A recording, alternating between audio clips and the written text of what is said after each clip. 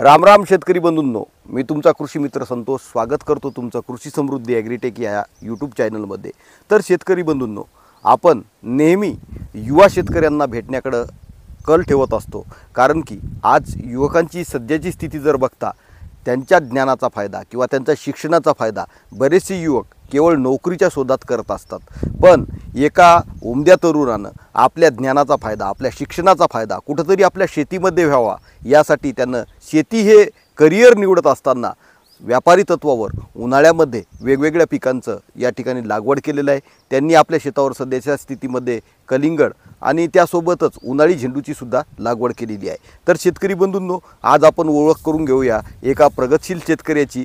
तर राम राम ज्ञानुभव, तुमचा पूर्ण परिचय द्या आमच्या दर्शकांना। माझं नाव ज्ञानेश्वर कैलास झाडे। मी अष्टांगरा आणि पितांबरीची लागवड केलेली आहे।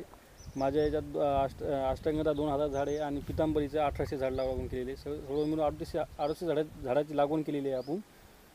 3800 झाडांची लागवड केली। पण यापूर्वी तुम्ही गेल्या वर्षी काही असा प्रयोग केलता का की तुमच्या शेतीमध्ये? आपला पहिलाच वर्षीचा प्रयोग आहे, आपण झेंडू उन्हाळी लावलेला आहे। बरं यासोबत अजून दुसरं कुठलं पीक आहे तुमच्याकडे आता? कलिंगडीचं आहे आपल्याकडे। बरं, कलिंगडची सुद्धा त्यांनी लागवड केलेली आहे। तर शेतकरी बंधूंनो, बरेचशा युवकांमध्ये असा संभ्रम असतो की आपल्या शिक्षणाच्या माध्यमातून आपण आपलं जे ज्ञान आहे ते आपण आपलं ज्ञान केवळ कुठलं तरी एखादी नोकरी मिळवणं किंवा कुठल्या एखाद्या व्यवसायामध्ये आपण स्थिर करणं हेच दृष्टिकोन आहे। पण आपल्या वडिलांची जी शेती आहे ती वडिलोपार्जित शेतीत आपल्याला कशी या इन्फॉर्मेशन आणि टेक्नॉलॉजीच्या युगामध्ये एक चांगल्या पद्धतीनं त्याला आपला ज्ञानाचा वापर करून पिकामध्ये वेगवेगळ्या पद्धतीनं पारंपरिक पिकाला तडा देत कुठंतरी वेगळ्या पिकाची निवड करत त्यांनी या ठिकाणी मार्केटमधील फेस्टिवल ज्या पद्धतीनं आता शिवजयंती फेस्टिवल आहे, त्यासमोर येणारी 14 फेब्रुवारी आहे, हनुमान जयंती आहे, रामनवमी आहे, या सणांच्या औचित्याच्यानुसार त्यांनी आपल्या शेतावर व्यापारी तत्वावर अष्टगंधा आणि पितांबरी या इंडस कंपनीच्या 2 वाहनांची लागवड केलेली आहे।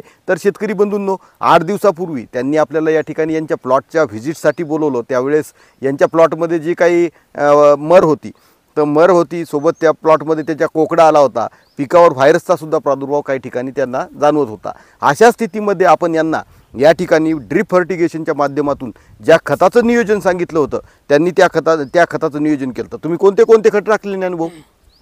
कोली आणि झुका टाकलेला आहे आपण आणि गामा टाकले, सगळे 7.5 किलोचं आपण याला सोडलेलं आहे। बरं, 2.5 किलो कोकोली, 2.5 किलो झुका आणि 2.5 किलो गामा अशा 3 खताचं या ठिकाणी संयुक्तिक पद्धतीनं आपण या ठिकाणी वापर केला आणि शेतकरी बंधूंनो, या ठिकाणी सुपर हिट असे रिझल्ट आपल्याला भेटलेले। तर प्लॉटमध्ये बघू शकता एकदम ग्रीनेस चांगल्या पद्धतीनं आली, फुटवे चांगल्या पद्धतीनं भेटले। त्यासोबतच आपण या ठिकाणी एक फवारणीसुद्धा दिली होती। त्या फवारणीमध्ये मरिनो एरिज ॲग्रो या कंपनीचं 50 मिली प्रति 15 लिटरसाठी घेतलं होतं। ग्लोबल 777 ज्यामध्ये इमिडाक्लोरोपिड 70% आहे, त्याचा साधारणतः आपण प्रति 15 लिटरला 10 ग्रामचा वापर केला होता।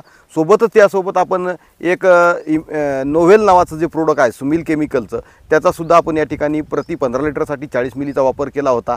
अशा 3 संयुक्तिक प्रोडक्टचा या ठिकाणी वापर केला होता। बुरशीनाशकामध्ये रोकोसारखं एक बुरशीनाशक आपण या ठिकाणी टाकलं होतं आणि अतिशय सुंदर असे रिझल्ट या ठिकाणी पाहायला भेटतात। शेतकरी बंधूंनो, या ठिकाणी ज्या पद्धतीनं आपण ऑक्सिजन झेंडूची लागवड केलेली आहे अशाच नवनवीन पिकाचं आपण आपल्या शेतामध्ये प्लॅनिंग करणं अत्यंत महत्त्वाचं आहे। या उन्हाळी झेंडूपासून गेल्या वर्षीमध्ये आमचे मित्र संदीप भाऊ यांनी याची लागवड केली होती, तर त्यांना बऱ्यापैकी या ठिकाणी अर्थार्जन झालं आहे आणि आता शेतकरी हे ऑक्सिजन झेंडूची लागवड करत असताना आपल्याला दिसत आहेत। तर शेतकरी बंधूंनो, अशाच नवनवीन पिकांची तुम्ही तुमच्या शेतीमध्ये लागवड करा, ज्यामुळं तुमचं आणि ऑक्सिजनमधला झेंडूचा एक चांगला दरसुद्धा त्या ठिकाणी तुम्हाला मिळेल। तर अशाच नवनवीन माहितीसाठी तुम्ही आमच्या कृषी समृद्धी ॲग्रीटेक चॅनलला सबस्क्राईब करा, लाईक करा, बेल आयकॉन दाबा। जय जवान जय किसान।